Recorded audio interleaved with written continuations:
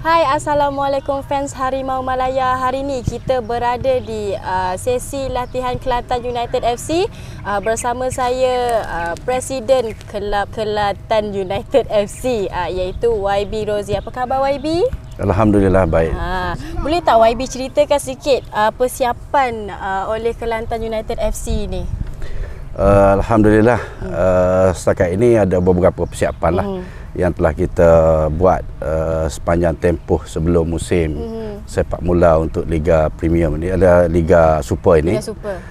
Dan antara persiapan antaranya ialah dari sudut fitnah pemain-pemain dan juga sesi-sesi latihan biasa lah. Juga kita sedang mengatur sekarang ini beberapa perlawanan persahabatan dengan kelab-kelab dalam negeri, khususnya yang terlibat dengan Liga Super lah. Kita tahu Kelantan sendiri ada dua kelab yang berbeza. TRW Kelantan FC dah pun mengadakan friendly match dengan satu pasukan bola di Thailand. Apa pula dengan Kelantan United? Ada juga ke daripada Thailand? Ada. Setakat ni kita sedang merancang dan juga kita sedang menunggu keputusan.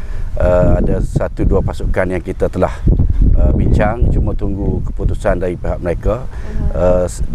Tim daripada Thailand dan juga Indonesia. Dan insya-Allah dalam masa terdekat ni kita akan buat kunjungan untuk mengadakan perlawanan lah.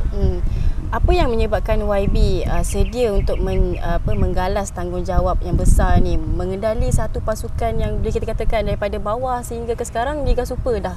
Apa yang menyebabkan YB terima? Ya, Kelantan United ini kalau kita tengok dari sudut sejarahnya, dari sudut umurnya 5 tahun lah, bermula daripada Liga M3, kemudian prestasi yang agak menarik lah, kita ke Liga Premium dan sekarang ni kita ke Liga Super. Dan saya bersama dengan Kelantan United ni sudah hampir 3 tahun. Sebelum ni sebagai manager untuk KUFC. Dan saya melihat bola sepak di Kelantan ini terlalu unik daripada dulu lagi. Oleh kerana itu, untuk membangunkan industri bola sepak ini bukan sesuatu yang mudah lah. Jadi perlu kepada gandengan semua pihak. Jadi oleh kerana itu saya cuba dengan mungkin sedikit pengalaman, sedikit kemampuan yang ada, kita cuba bantu satu sama lain. Kalau saya sendiri pun memang tak mampu, tapi kita cuba gandingkan kemampuan yang ada bersama dengan rakan-rakan lain. Dan insya-Allah walaupun benda ni mungkin agak berat, tetapi dengan kita saling bekerjasama dalam pasukan ini, khususnya di dalam tim Kelantan United lah, dan setakat ni alhamdulillah berjalan dengan lancar. Dan perkara yang sukar itu alhamdulillah setakat ni kita dapat atasi satu persatu lah.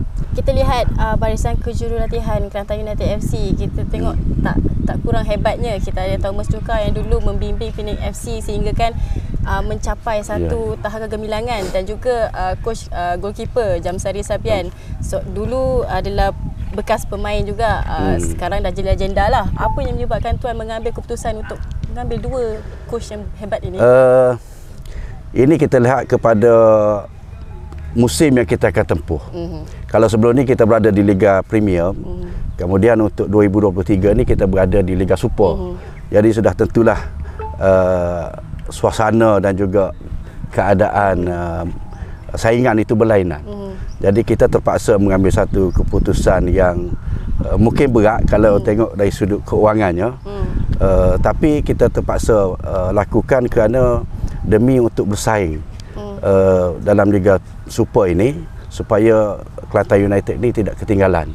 Dan kita mengambil keputusan untuk mengambil beberapa coach yang ada pengalaman dan juga ada track record yang baik.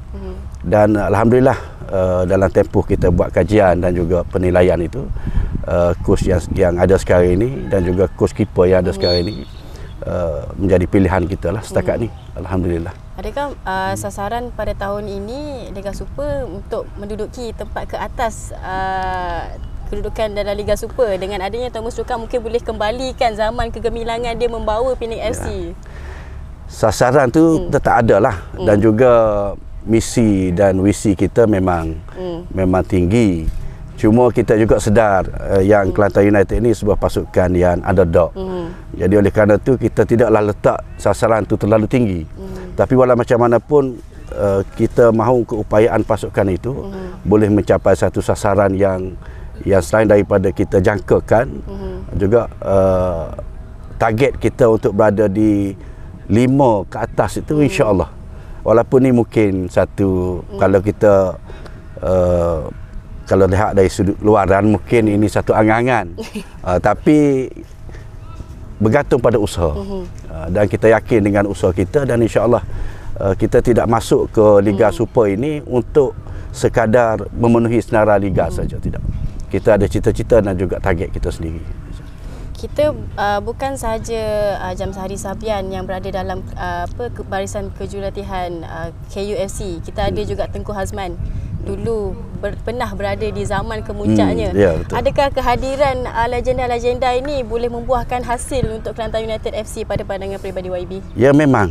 Sebab kita di antara strateginya kita cuba gabung jalinkan antara legenda-legenda ini dengan pemain-pemain baru. Kita juga sedar kemampuan sebenar mereka sebelum daripada ini mungkin agak sudah ada perbezaan. Tetapi dari sudut pengalaman tetap sama. Oleh kerana itu gandingan ini kita cuba terapkan dalam satu tim, dan kita di Kelantan United ini kita tidak meletakkan perbezaan antara pemain. Walaupun dia legend dan juga pemain baru, tapi bila berada dalam satu tim kita kita gabungkan antara pengalaman dan kemahiran dan juga tenaga yang ada untuk kita jadikan satu bentuk yang kita boleh buahkan satu hasil yang baik. Berkata tentang pemain legenda, kita sendiri ada Indra Putra dan juga Syahzuan Zainun. Kedua-dua ni boleh membawa Kelantan United FC pada satu tahap yang kita boleh kata membanggakan lah, insya-Allah pada tahun ini. Daripada aspek mana yang tuan rasa mereka boleh memberi sesuatu untuk Kelantan United? Macam yang saya sebutkan tadi lah. Pertama dari sudut pengalaman, macam contohnya macam Indra, pengalaman ini penting. Dan dari sudut fitness pun masih lagi di tahap yang boleh untuk bersaing dengan pemain-pemain lain. Yalah, kita tahu Indra Putra sekarang dah umur 40 lebih dah. Ya, betul. Tapi kita juga tengok juga dari sudut kemampuan dia. Dan kita dari sudut co-fitness, bila kita dapat laporan setiap boleh dikatakan 2 hari sekali saya dapat laporan daripada coach-coach, dan antaranya co-fitness kita. Setakat ni mungkin keseluruhan pemain mungkin tidak sampai tahap 100% lagi sebab masih dalam kita baru mula training. Tapi insya-Allah, dan bagi soalan tadi berkaitan dengan Indra, kalau ikut komen daripada co-fitness kita tak ada masalah, maknanya boleh untuk bersaing dengan umur yang macam tu. Dan dia atas kehendak lah, maknanya atas kehendak dan kesungguhan. Dan kita yakin Indra ini selain daripada pengalaman yang dia ada, juga fitness dan tenaga yang dia ada sekarang ni masih lagi mampu. Dan juga yang lebih pentingnya kita jalin gabungkan antara pemain baru dengan pemain lama. Itu yang menjadi poin kita. Bukan pada individu saja, tidak. Yalah, sebab kita tahu ada beberapa pasukan lain di Liga Super lebih mengetengahkan untuk mengambil pemain-pemain muda. Mungkin mereka rasakan itu adalah yang terbaik untuk pasukan mereka. Kita tengok apa kebaikan yang tuan rasa boleh dapat daripada gabung jalin ni antara pemain legenda dan juga pemain-pemain baru yang muda ni. Hasil yang baiklah.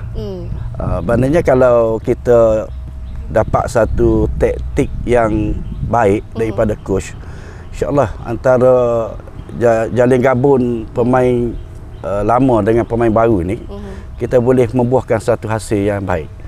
Dan setakat ni kita mungkin tak nampak secara jelas. Mungkin kita tengok dalam friendly, dalam 1-2 friendly kita boleh tengok. Dan sebelum kita masuk ke sepak mula secara resmi untuk Liga Super ni, dalam friendly yang kita buat, yang kita atur dalam masa terdekat ni, insyaAllah kita akan tengok sekali lagi. di mana kelebihan dan juga di mana kelemahan yang kita ada sekarang. Bermakna penilaian ke atas coach dan juga pemain adalah bermula daripada friendly. Ya, ya. Kalau katakan kalau tidak berjaya dalam friendly, adakah coach akan mungkin kita akan perbaikilah. Okey. Kita tahu dalam Liga Super, Liga Malaysia ni lah terutamanya isu gaji ni memang tak boleh dielakkan. Mesti ada je. Setiap tahun mesti ada pasukan yang ada masalah isu gaji. Apa plan yang tuan lakukan bagi memastikan pembayaran gaji berjalan secara lancar setiap bulan? Setakat ni kita bincang dengan pihak pengurusan. Saya ni ditakdirkan sebagai wakil rakyat.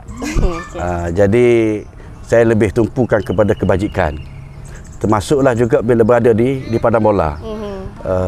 Saya sebagai presiden, saya tekankan kepada pihak pengurusan supaya isu kebajikan pemain ini mesti diselesaikan. Dan kita dah ada pengalaman sebelum daripada ni. Bermula daripada Liga M3 lagi sehingga ke Liga Premium. Ada masalah tu memang ada. Kita tak nafikan, lebih-lebih lagi kita sebuah kelab yang baru dan tentulah punca keuangan tu agak terhad sedikit. Tetapi insya-Allah dalam Liga Super ini saya tekankan kepada pihak pengurusan supaya keuangan mesti diatur dengan baik dan kita berbelanja mengikut kemampuan sebenar.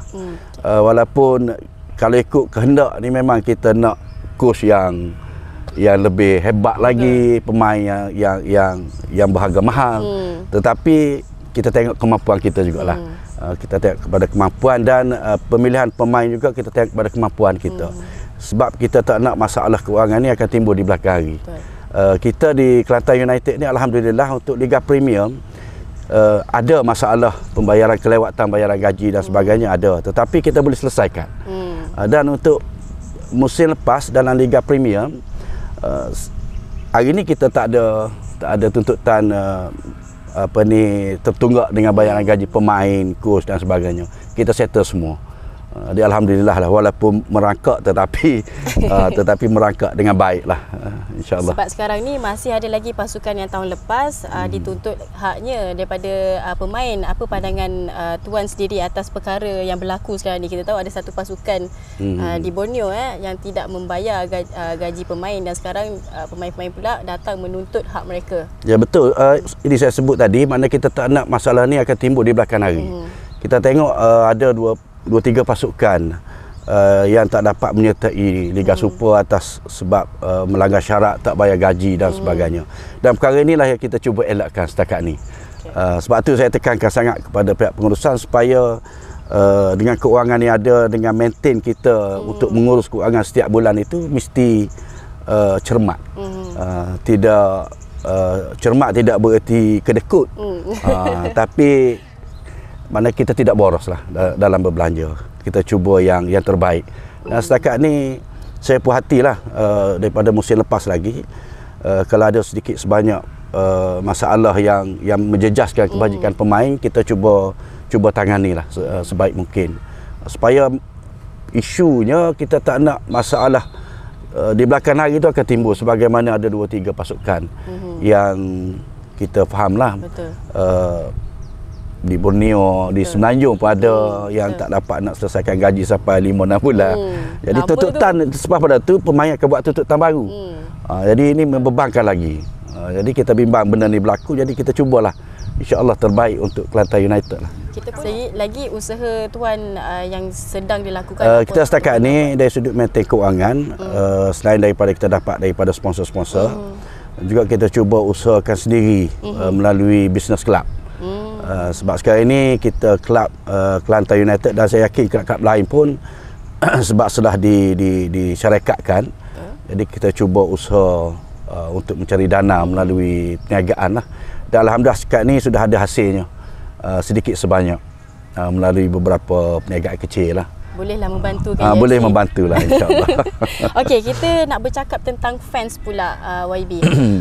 Kita tahu macam apa yang saya cakap sebelum ini, Kelantan ada 2 pasukan yang berbeza, Kelantan United dan ada Kelantan FC. Kita nampak fans orang-orang Kelantan ni lebih kepada Kelantan FC. Mana peminat UFC ni? Untuk fan ni pula, kita Kelantan ni sebab sedia maklum kita ada 2 tim. Betul. Dan tim yang utamanya bukan utamalah. Maknanya tim legend sebelum daripada ni ialah The Red Warrior Kelantan. Dan pasukan ini dia sudah ada penyokong dia sendiri daripada dulu lagi. Kemudian kita hadir sebagai tim yang baru muncul. Menyebabkan walaupun ada sentimen negeri itu untuk menyokong, tetapi mereka ada 2 pilihan. Dari sudut kenegerian memang dia akan sokong dua-dua pasukan ini. Tetapi bagi penyokong Kelantan ni dia ada penilaian pula untuk 2 pasukan ini. Dia akan tengok sebab pada ni mana yang lebih memikat hati mereka. Dia tidaklah sesusah untuk kita nak bawa penyokong Johor sokong Kelantan, tidak sesusah itu. Contohlah sebab kita dah ada penyokong daripada Kelantan, cuma ada 2 tim di Kelantan. Jadi selepas ini penyokong dia akan lihat antara 2 pasukan ni mana yang lebih menarik perhatian mereka untuk bagi sokongan. Untuk menarik perhatian mereka tu apa usaha yang YB dah lakukan? Setakat ni kita cuba usahakan melalui perjuangan dalam padang lah. Selain daripada kita promosi tu macam biasalah, promosi pasukan, tapi lebih daripada penyokong ni dia minta dia nak tengok pasukan tu menang setiap kali game. Betul. Kalau si tewas, lepas tewas, mungkin lepas pada ni pengurusan je lah yang tengok.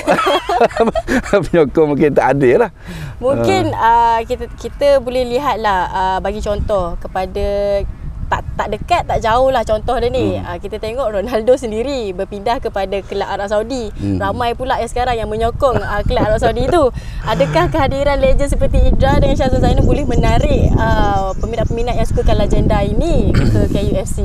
InsyaAllah.